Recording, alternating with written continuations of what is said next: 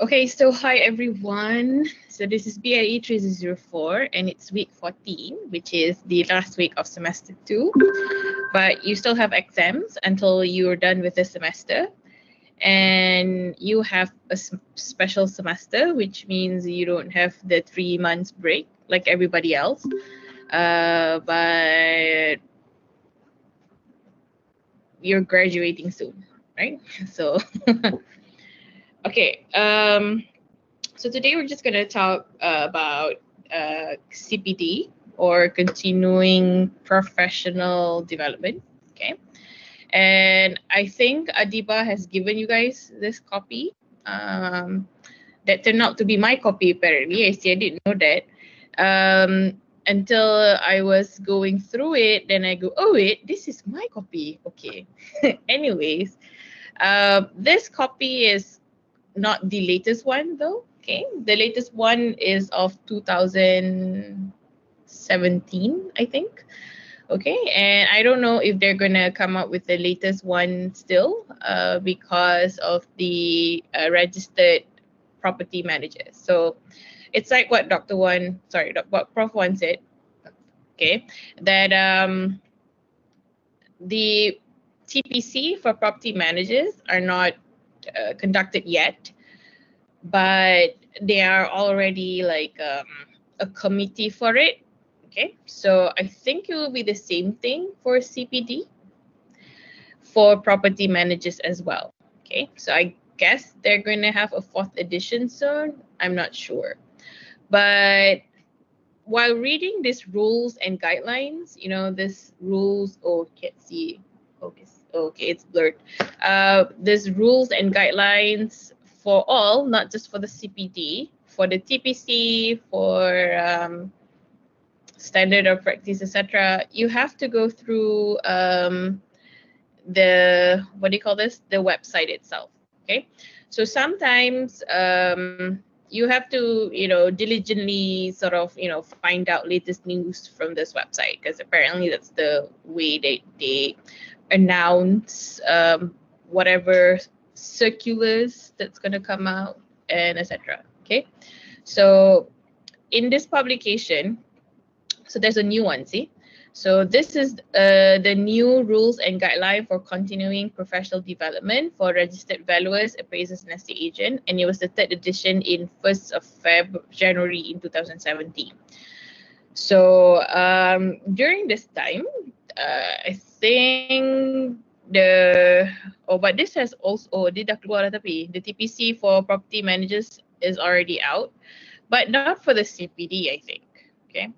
So you can actually use this as a guide to know whether, that this is the rules and guidelines that you have is the latest one. Okay, so apparently for our class today, it's not the latest one, but it's okay. I think it's pretty much the same, although they might have changed the objectives and such. But at the end of the day, it's the same concept. Okay, so they do need to update themselves, right? Because with changing times and trends, etc.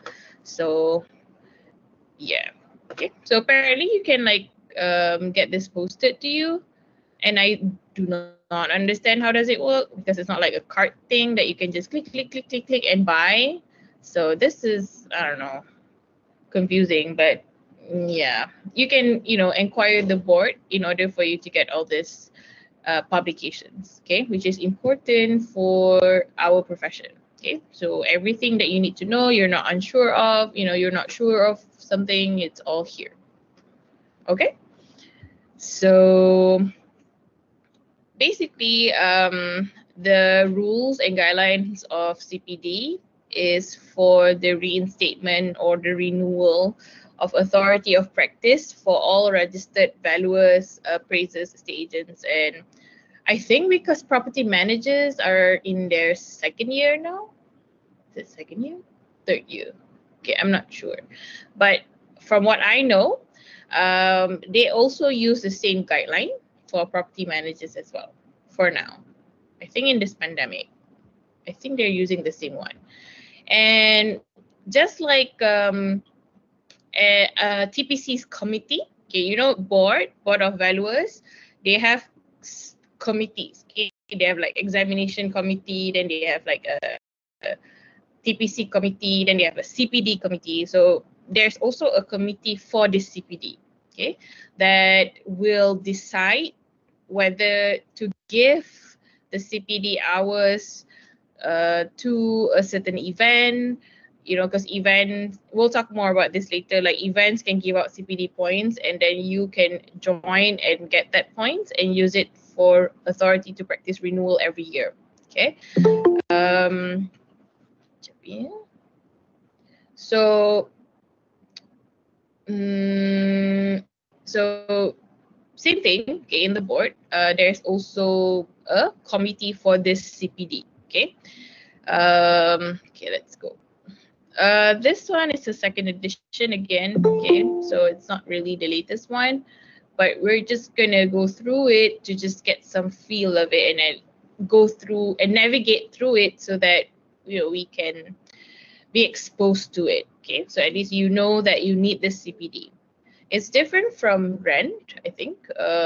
They have a different program that they need to fulfill as well in order for them to renew their license as well, I think. Yeah, because I have a neighbor who told me that it was quite difficult for her to get into the programs for rent because it's always full. So yeah, and now everything's online, so now it's better because they have more programs. Okay, that's what I've been told. Okay, so the content shows pretty much about what is in this thing. Okay, wait, I need to unblur my background so that this will not be blurred. Change background. Okay, so dia dah tak blur sangat kan? Okay, so we're reading this together. I hope everybody has this. Everybody has this, right? I mean, not this, I mean this copy. This soft copy from Adiba, right? Everybody, anyone who doesn't have this copy? No? Everybody has it? Is my microphone on? Ah, Ikhwan tak ada? Ada. Okay, all right. So, all right. So basically the content is just, you know, to show you who has power to give you that CPD, you know, what are the title and commencement, how do you interpret that CPD, because you can get CPD points not only from a seminar, you can also get it like from meetings, etc. So they have to tell you, you know, what if you, oh, actually there are many lah. There's a lot of lists, so we'll go through that later as well. And the benefits of, you know, going through the CPD, who should be the one participating in the CPD, non-compliant, the credit hours, etc. Okay, so these are the content. So basically, as you can see, this is a very old rules and guidelines for CPD because it actually, one, it's because of the board's name, because it's only until Valuers Appraisal Estate Act 1981, whereas now we have the latest one. As of 1st February of 2021, there is a latest one that has a property manager's name, a word behind this, right? And these rules were intended to explain and simplify the implementation of circular numbers. Okay, this is the thing with board. They like to update through circulars, okay? And the way that you can find out about the circulars is through their website. Okay, so there is like a circular here. So they are the latest news, which is now. So this is what's happening. The lockdown news, removal. Yeah, I'm in this list, by the way, but yeah.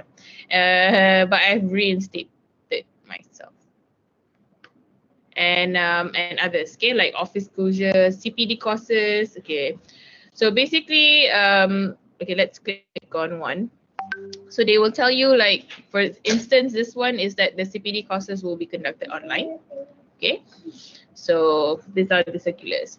They also have archives, like if you want to find out what is this circular in 1997, they do have an archive until 1982, I think. Yeah, 1982. But you can't click on them because, yeah, it's not available online. So for that 1997, it's which one? 1997. Oh, so it's this circular. but we can access it, so we don't know what does it say.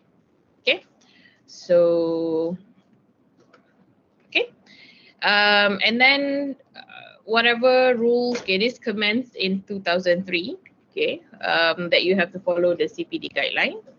So interpretation in the sense is who is the board, what is CPD, what is credit hours, institution, meetings, etc. Oh, yeah.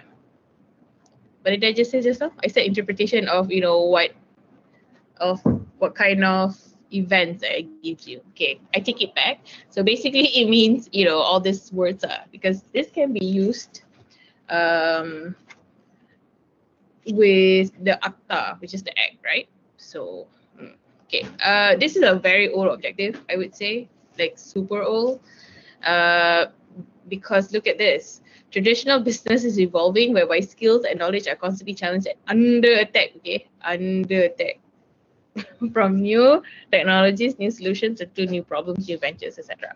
So obviously during this time, whoever who was in this CPD committee felt attacked by all these technologies, and I'm sure in the new CPD they have changed the objective. I hope so. I don't have the copy though. When you guys have the copy, then you guys can check whether they have changed it, whether they still feel that they're under attack by the technologies or not. Okay, which I personally feel it's wrong. You shouldn't feel under attack from new technologies and new solutions, right? You should embrace it and make it make the best out of it. Okay, so CPD is a mechanism of which professionals may obtain credibility for the experience and skills necessary to stay in business. Okay, let's do a Q&A. Why do you think you need this? Why do you think that you need this CPD as a professional? You've done your job. Why do you still need this extra CPD points and go through all the seminars or do, you know, other things in order for you to acquire the CPD points? Why do you think so? JK tak ada hari ni. JKP kemas? Who's JKP kemas?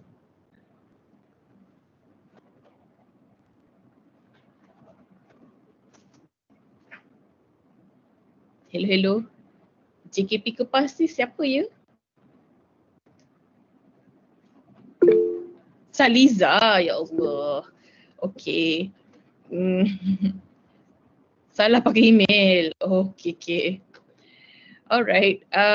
So anybody wants to answer this? Why do you think you have to go through this CPD program or mechanism in order for you to, you know, show your credibility in the market itself? In the market, like in the profession. Anybody? To catch up the trends, like the changes. Yes, that's right. You have to catch up with the trends and changes. And we are constantly changing also, right? So there are many other technologies used in the market. And now, like, you know how we as real estate profession feels that we are the one who knows how the market reacts, etc. Like currently, other professions also are doing this. Okay, one, I saw a feasibility study course that was offered to town planners. Okay, so now town planners has included a feasibility and cash flow analysis in the perspective of town planner. Okay, so they don't need a real estate profession anymore to teach them, you know, what is feasibility, how do you use cash flow, like you guys have been doing, right? They have their own course, okay, that specifically teaches on feasibility studies in the town planner perspective. I think this was offered by the Malaysian Institute of Planners. So I thought, oh, that's interesting. Okay, so obviously you need to know this kind of trends as well. And also, quantity surveying department is offering a professional talk on property market outlook in the pandemic. Quantity surveyor tau, quantity surveyor. So everybody is, I won't say encroaching, but everybody is also embracing that they have to know everything. Okay, Previously, if they need to know something about the property market, they will go to a valuer, a realistic profession. Or they need to do a market study or a feasibility study, they can go to a real estate profession. But now, they with technologies and then with current trend and then with availability of data and information, they can do it by themselves as well. So that poses a challenge to our profession as well, right? Because surely, yeah, we are in this profession who does this every day, I would say, if this is your profession. But someone else also is embracing whatever you are currently doing. So as a professional body and as a board as well, they have to make sure that everybody is they are always on top of their game. Okay, so it's not just about you doing your job in the property field, but also about exposing yourself about what is happening around you, okay, in the industry itself. So, okay, it's like what Lee Guan said, you have to be up and keep abreast with all these trends and things that are changing. Okay, so I thought I'll give you a heads up on this because I see a lot of it right now who are claiming to be property market experts with no background in real estate. Okay, so it's a challenge to young valuers, especially you guys as well, or perhaps our generation. Oh wait, we have different generations. Our generations, okay, to safeguard our profession. Okay, so these are the benefits of continuing professional development. So they want to promote for the registrant. So who are the registrants? It's the registered valuer, registered appraiser, and also registered estate agent and registered property manager. Okay, so they want to give you opportunities, you want to reduce negligence, help in maintaining the standard of work, develop greater confidence, improve and enhance quality. And also for the profession itself, okay, our profession, higher profile vocation, they want to show, okay, we are the one, are in this expert of real estate, okay? You have to have a clearer professional identity, and they want a highly skilled registrant. So we don't want just registered valuers, like I said previously, who does their job and then who does not want to feel, to embrace all these new trends, who wants to feel under attack by all these new technologies. That should not be it, right? If it's all about interdisciplinary in terms of property development, we should be opening ourselves to it as well and embracing it, and shows them that we have the expertise. Let me share you my expertise, not make them feel they are the experts as well. Okay, QS has other things to do as well. They have to do measurement, they have to talk to architect. Okay, so town planners same. Town planners also has their own professional to think about. So okay, so it's also for the profession, the CPD. Okay, so who are the person required to participate in continuing professional development program? So these are the people. Of course, we have to include the registered property managers as well. And then non-compliant. So the board shall not renew an authority to practice. So you guys remember what authority to practice is, right? Every year, everybody has to, not everybody, registered valuer or probationary registered also, they have to renew their practice license, their license to practice every year. So it's a yearly basis. It's not like you're now a registered valuer and then you forever is, okay? You are forever is a registered valuer, but the authority to practice is renewed every year. So you have to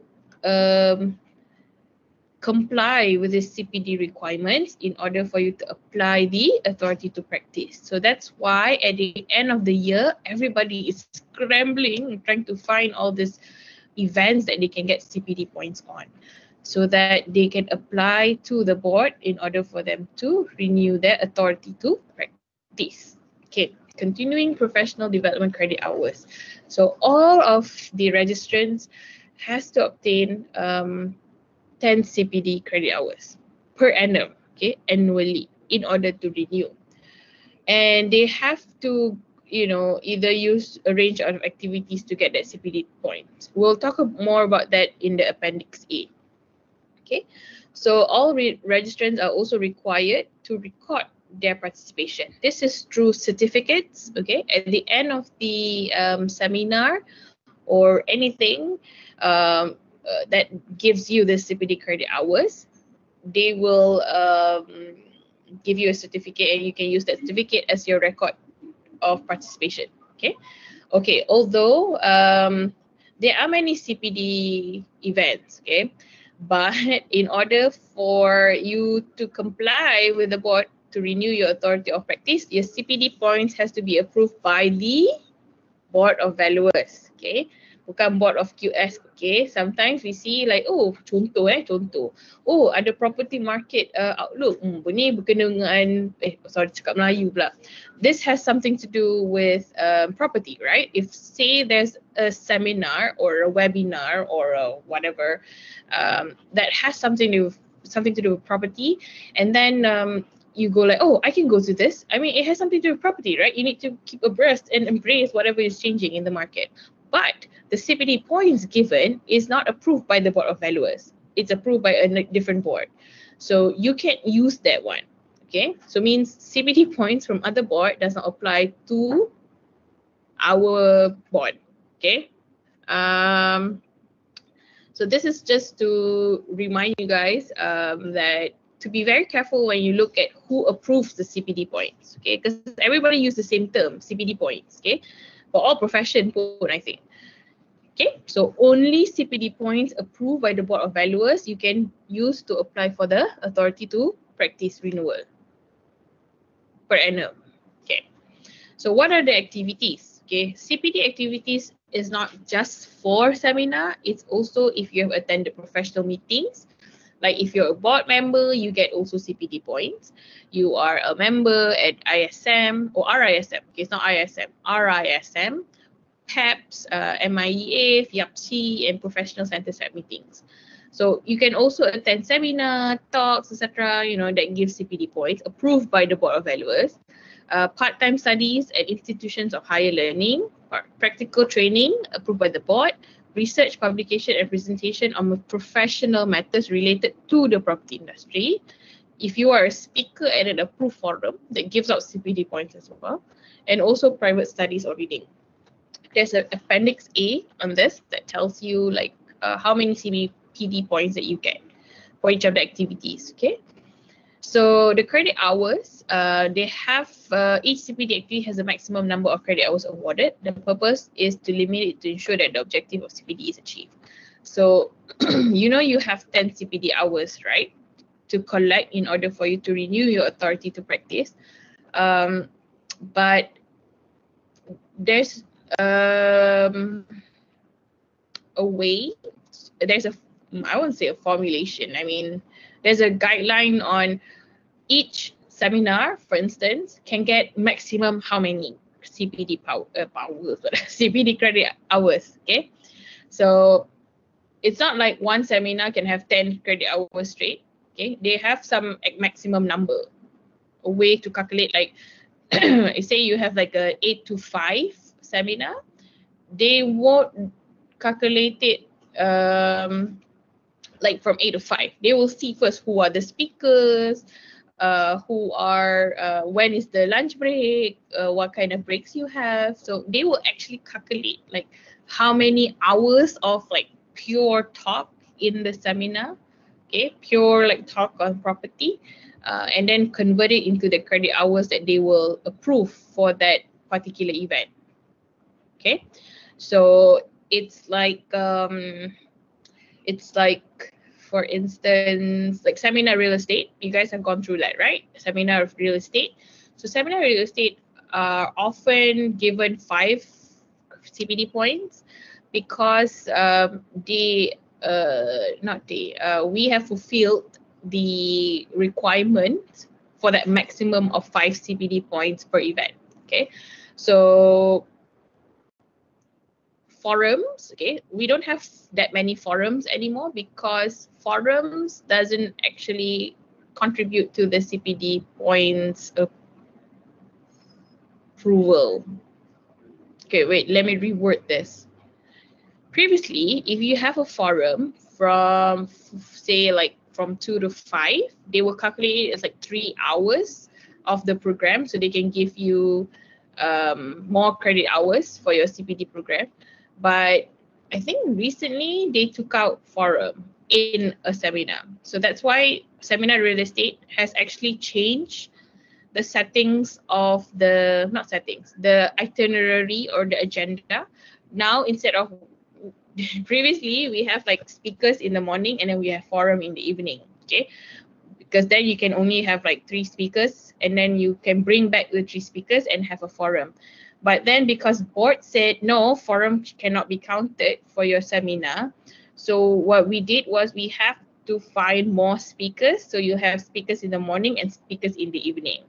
And perhaps like if we want to do a forum, it will be a very short one, okay?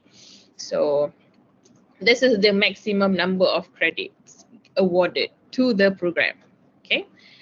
So administration, every registrant shall maintain a record of CPD attendance. Okay, this is very important because I'll give you an example of Seminar Real Estate because you guys have gone, you guys have attended this, right? So Seminar in Real Estate, for instance, say you're a registered property, registered valuer, and then you go to Seminar in Real Estate by and then you are supposed to be given 5 CPD points. And then what happened is forgot to send in that record of attendance to the board to prove that they have conducted the seminar and the attendees should get the CPD points, right? If they failed to do so, your CPD points is not counted. So that's why you have to go to CPD programs that is legit, okay, that has a legit source, okay? But this is very rarely happens, okay? Because we are small anyways, right? I mean, you know me, I know you, like everybody knows everybody in this profession. So rarely this happens, but this is, you know, one of the things that the event provider is responsible for, okay? And also you as a registrant are also responsible with your own certificate, okay? So if that event did not give you the certificate, you can actually go from them like every day, like, can I have the certificate, can I have the certificate? Because this is your proof of attendance, right? And you have to give that to the board in order for you to renew. Okay. You have to renew every year. Okay, you need how many years? 10 years. How many credit hours? 10 credit hours per year. Now, what happens if you have 20 credit hours? And then you go, oh, can I forward it to the next year? The answer is you can. You can actually, if you have an excess of more than 10 hours, you can actually, what do you call that? Transfer that credit hours to the next year, but not more than 5 hours, okay? But you have to tell the board also that you're doing this, okay? Board needs to be in the know. So either you write a letter, you call up the registrar or the assistant, and you tell them that I have this access, can I do this, okay? And they are also registrants. Remember who are the registrants? Is the registered valuer and appraisers and estate agents and property managers. They can be granted an extension time of not more than 3 calendar months, provided that they request by the board prior to 31st December to submit. Okay, what happens if the CPD program, etc., is on the 31st of December? Oh, so you probably won't get the record of attendance in time in order for you to renew, for instance, okay? Or see there's a pandemic happening and there is a reason, no, there is a need to, you know, do the CPD program at a later time, okay, before that 31st of December. So the board actually allows you 3 months in the calendar month, okay, to extend the time for you to submit the CPD points. But at the end of the day, you have to tell the board, okay? It's like this disclaimer that also has. If you guys have read your offer letter, etc., has disclaimer that says that can change whatever needed, etc., without telling you. So the board disclaimer is like, you can do this, but you must tell the board. If you don't tell the board, then the board doesn't know that you cannot use this. Okay, so when anything regards to our profession and our board, you have to really liaise with the board, okay, and ask them about it. And I get it that sometimes you ask someone in the board and they give you a wrong answer, and then suddenly you didn't get whatever results that you want. But yeah, that's life. So make sure that you get to the right resources to, tell them what you need, etc., with the board. Okay.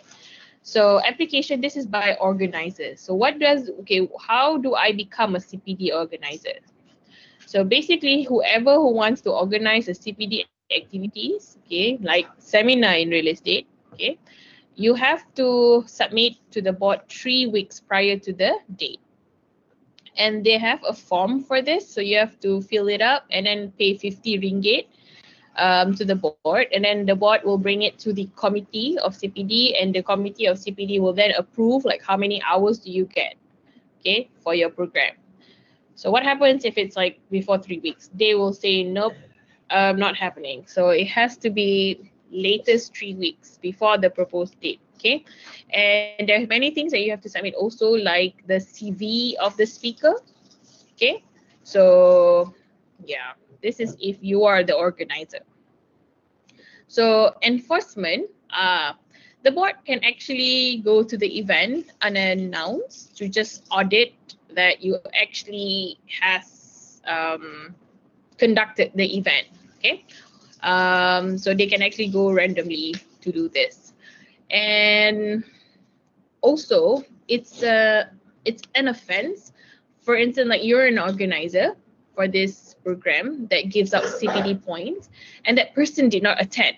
Okay, if the person did not attend, that person cannot get a CPD points. Okay, so the idea is that you have to attend in order for you to get the CPD points, right? But the organizer, for instance, okay, organizer, and then someone registered, paid, but did not come. The organizer is responsible to not give that person the certificate of attendance, okay? And the organizer also has to make sure that they have actually came for the whole seminar, okay? There are also instances where there are big bosses, they will just signed up, they'll pay, they'll come for like 1 hour, and then they'll go back, and then they'll be asking for the attendance certificate. So that is wrong. So organizer also plays a huge role in ensuring that everybody attended fully in order to get the certificate. Okay. So this is also where board can just do some audits on this as well. So individual request for accreditation. Okay, so this is if you need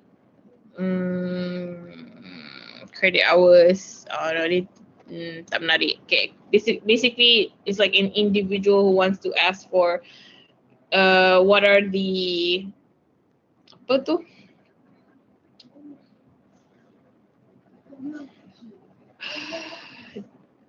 any registrant may request for CPD credit provided that the criteria. Okay, this is if you want to get the accreditation. Okay, this one very rarely I see. Shall be accompanied with a portfolio of evidence, present name, enrollment time, etc. Okay, this is for the organizer, okay, in order for them to get their credit hours. So basis of accreditation, this is the one that they said each credit hours each program will have a maximum of CPD hours. Okay, so they have a basis for this to calculate, like, okay, for instance, 1 CPD point accrues for each hour spent directly on the CPD activity.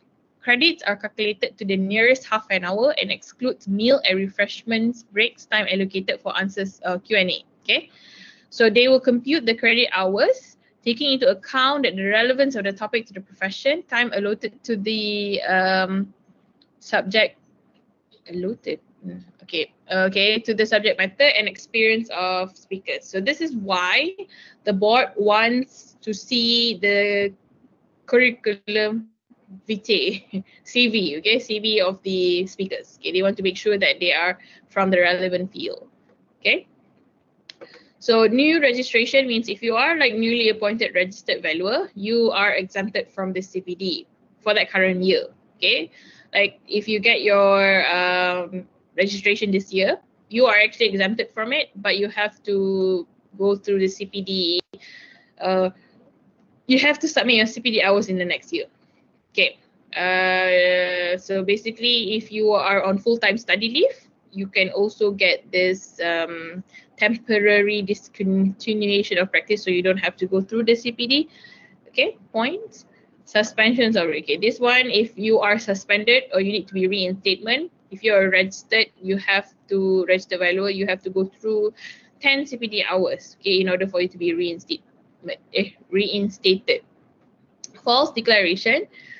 Board shall withdraw the renewal of authority to practice if it turns out that their CPD points is fraud. I would say fraud, but false, okay, false information. So if there's some fraudulent thing happening, so it's going to be, I think it's an immediate withdrawal, okay?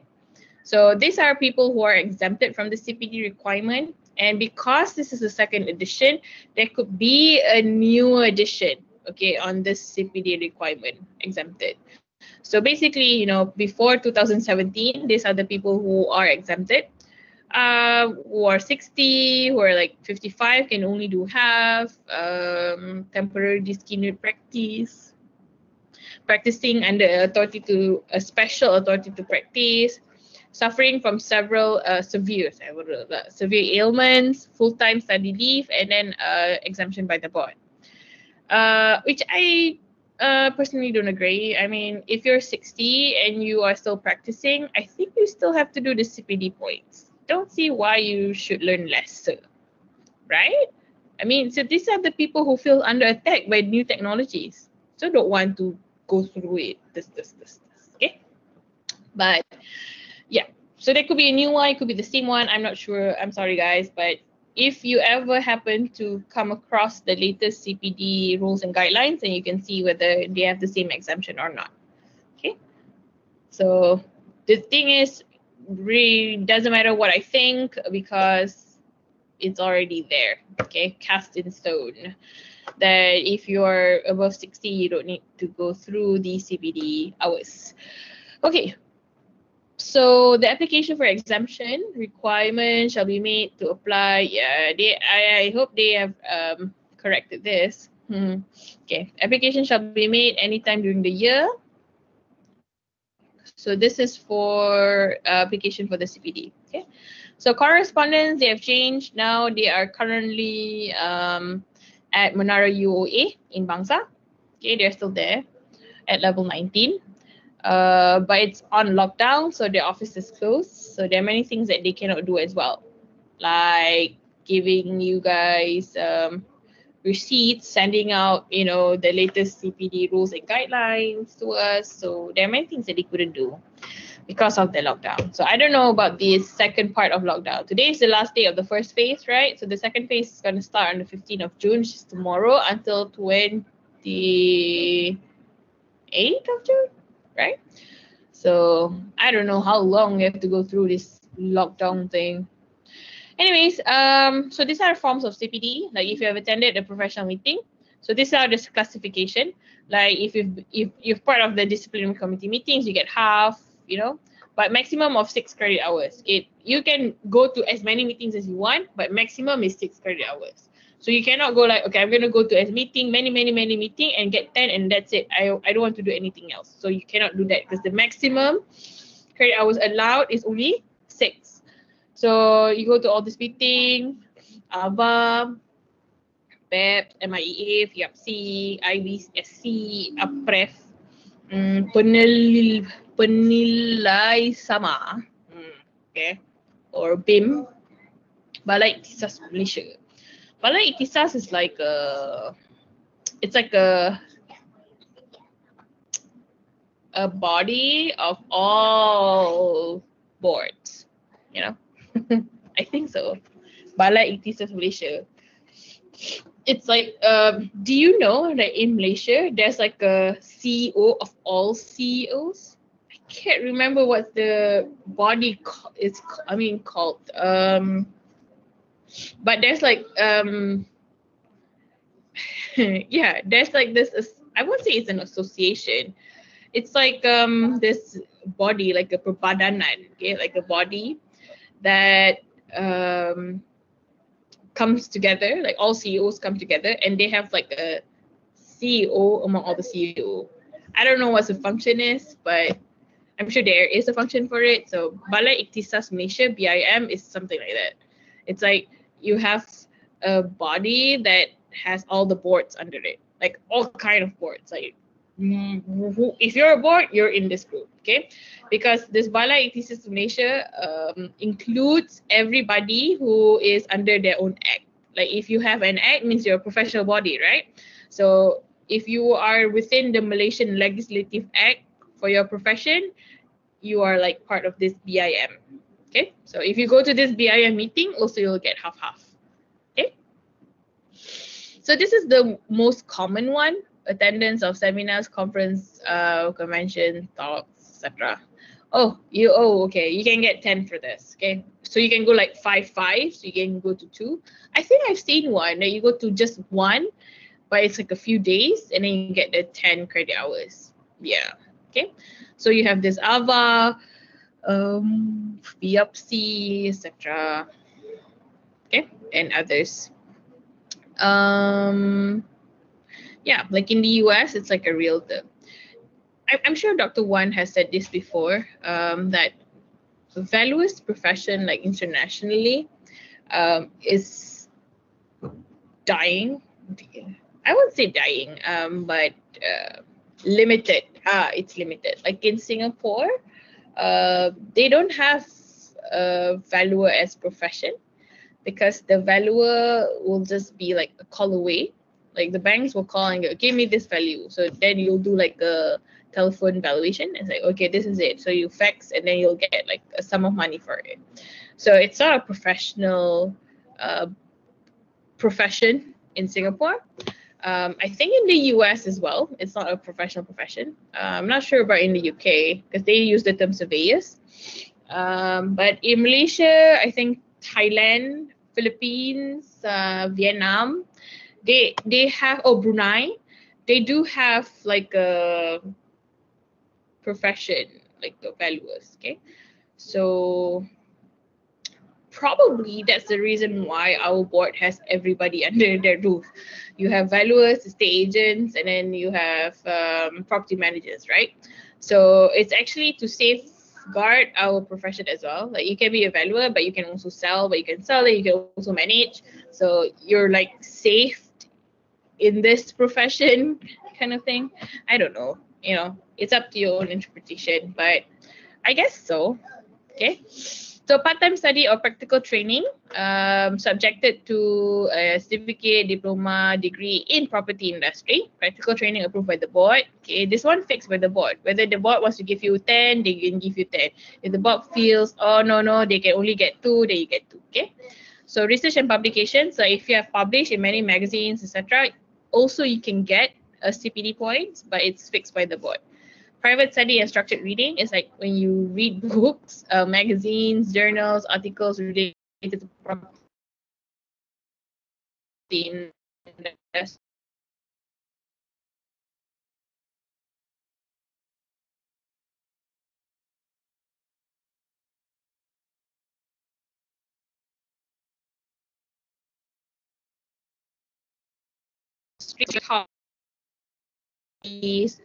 So that should be part of your continuing professional development. Okay. For private study and structured reading, maximum of 1 credit hour. How do they know this? You have to apply to the board, and then the CPD committee will then tell you whether they okay. So these are the forms. Yeah. So these are the forms that you need to. Oh wait, why am I doing this when I can do this? Okay. So details of program. So these are just for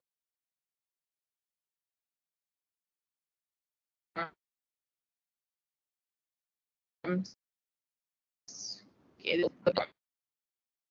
activity is necessary. It's a necessity. No, it's actually not a necessity. It's a must. Okay, it's a must for. It's a must for every profession, actually, not just our profession, but for all. So, oh, so topic, and I think we've concluded the whole lecture for ethics and professional practice. I hope you guys are paying attention or paid attention. Okay, and I think I've given out like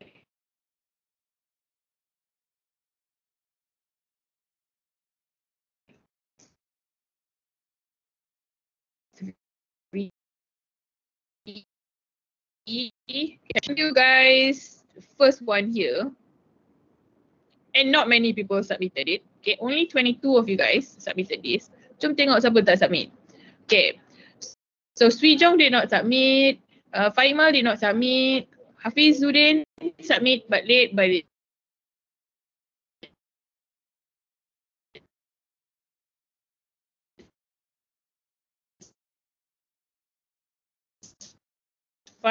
because tomorrow's class I'm going to discuss this with you guys. So if you tak buat, then macam mana kita nak discuss? Oh tak, discuss dengan orang-orang ni je. Buat doktor tapi tak submit. Okay, if you dah buat, make sure you submit, okay? Okay, jom kita tengok second one. So ni 22 out of 38, okay? Mana root nombor 2 ni? Okay. Ha, ni lagi sikit.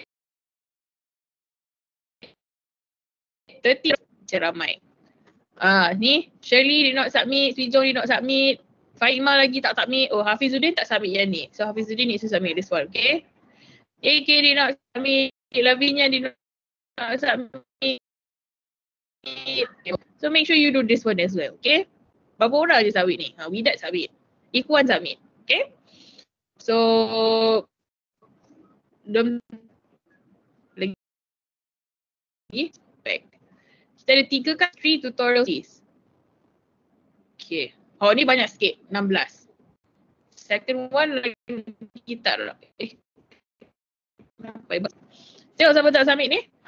Swijong still tak submit 3-3. Oh, Shirley submitted this one. Kaini submitted. Faimah tak submit 3 juga dengan Swijong. Oh, sian korang sebab nama kat depan-depan. Siapa dah belakang-belakang selamat. AK also tak submit. Soklin tak submit. Oh, Liguan tak submit lagi yang ni. Lavinia also tak submit this one. Weichi submit. Wahida submit. Ling, Kishin tak submit. Saliza pun tak submit. Ni ramai tak submit ni. Mel tak submit. Basan tak submit. Ni Kayun submit. Ain'ni tak submit 3-3. Saya tak tahu, saya perasan 2 je tadi. Luna submit. Tengok ni Luna submit. Korang kat Malaysia ni pun tak submit. Chua Tian Wan ni pun tak submit. Adiba tak submit. Oh, habis dah. Amirul Amin pun submit. Okay, Amirul Amin is in his second year also submit. Ayo. Okay. So, what I want you guys to do is finish this up and submit. So tomorrow I want to do a discussion on all 3 tutorials. Okay. Remember I told you guys have to do this. Okay, bila exam? 30 Jun, 29 Jun. Okay, which is soon. Okay, so you have like 1 hour or so, 1-2 hours. But actually 1-2 hours in this class. Then you have like the whole day and whole night. Finish this, okay? Everybody must submit. So there should be 38 submission for all. If not, I will choose the siapa yang submit I buat class. Okay? So I think that's about it because I'm going to leave you guys to finish it. Those who have finished it, it's good. Thank you so much for submitting. So you guys have more time to, I don't know, either do your thesis or be prepared, I guess.